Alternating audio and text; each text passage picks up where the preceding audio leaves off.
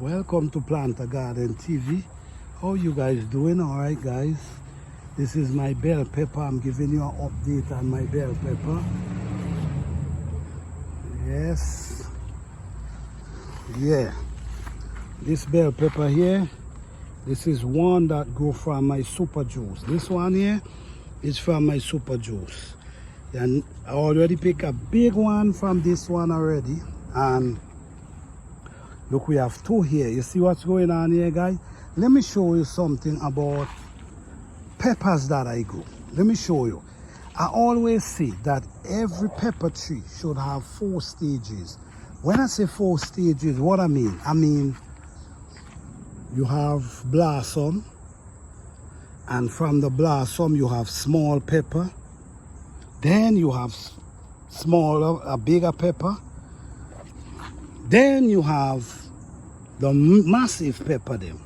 So at all time, if you notice what's going on here, as soon as I harvest these 2 right here, we're gonna happen, these 2 gonna be coming in. And then guess what's gonna happen? These blossom gonna be coming in, then this one here gonna be coming in. So this pepper tree gonna be always producing. This is how I grow pepper, and this is how you know that your pepper is doing wonderful. They're supposed to have 4 stages, and I'm going to show you here again with this one. So up here, as you see, we have blossom, right? And we have small pepper as well. Down here we have blossom and small pepper. Now in this area here, we have a bigger pepper than this one. Look at small pepper right here. We have a small pepper right there. Now we have this big one.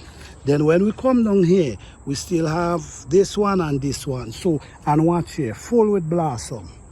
Your pepper tree should always be in these stages.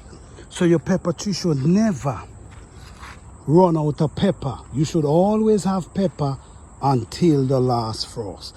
All my pepper tree produce the same way because this is how I grow pepper.